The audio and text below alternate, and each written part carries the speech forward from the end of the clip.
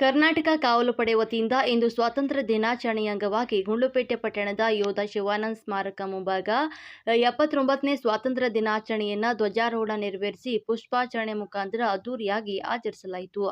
ಈ ಸಂದರ್ಭದಲ್ಲಿ ಕಾವಲು ಪಡೆಯ ತಾಲೂಕು ಅಧ್ಯಕ್ಷರಾದ ಎ. ಅಬ್ದುಲ್ ಮಾಲಿಕ್ ಮಾತನಾಡಿ, ಸ್ವಾತಂತ್ರ್ಯಕ್ಕೋಸ್ಕರ ಹಲವಾರು ಯೋಧರು, ಹೋರಾಟಗಾರರ ಬಗ್ಗೆ ಮಾಹಿತಿಯನ್ನು ನೀಡಿದರು. ಸಾಹಿತಿಗಳಾದ ಕಾಳಿಂಗಸ್ವಾಮಿ ಸಿದ್ಧಾರ್ಥ ಮಾತನಾಡಿ, ವೀರ ಯೋಧರ ಶ್ರಮದಿಂದಾಗಿ ಇಂದು ಭಾರತಾಂಬೆಯ ಮಕ್ಕಳಾದ ನಾವೆಲ್ಲರೂ ನೆಮ್ಮದಿಯಿಂದ ಬದುಕ್ತಾ ಇದ್ದೇವೆ ಅಂತ ತಿಳಿಸಿದ್ರು. ಇದೇ ವೇಳೆ ಕರ್ನಾಟಕ ಗಡಿನಾಡು ವನ್ಯಜೀವಿ ಪರಿಸರ ಸಂಘದ ಅಧ್ಯಕ್ಷರಾದ ಪಿ. ಬಾಲೂರವರು ಮಾತನಾಡಿ, ಕಾವಲು ಪಡೆಯ ಕಾರ್ಯವೈಖರಿಯ ಬಗ್ಗೆ ಮೆಚ್ಚುಗೆಯನ್ನ ವ್ಯಕ್ತಪಡಿಸಿದ್ರು.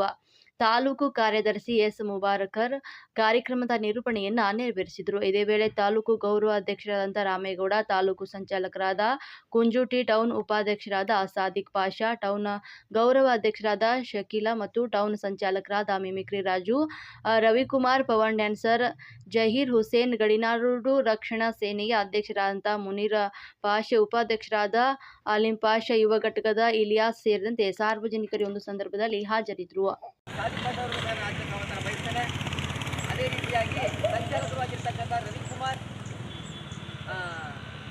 ಪವನ್ ಹಾಗೂ ಗಣಮನ ಅಧಿನಾಯಕ ಜಯ ಹೇ ಭಾರತ ಭಾಗ್ಯ ವಿಧಾತ ಪಂಜಾಬ ಸಿಂಧು ಗುಜರಾತ ಮರಾಠ ದ್ರಾವಿಡ ಉತ್ಕಲ ಗಂಗಾ ವಿಂಧ್ಯ ಹಿಮಾಚಲ ಯಮುನಾ ಗಂಗಾ ಉಜ್ಜಲ ಜಲ ವಿಠಲಂಗಾ तव शुभ नामे गाहे तव सुराशिष मागे गाहे तव जय गाथा जनगण मंगलदायक जय हे भारत भाग्य विधाता जय हे जय हे जय हे जय जय जय जय हे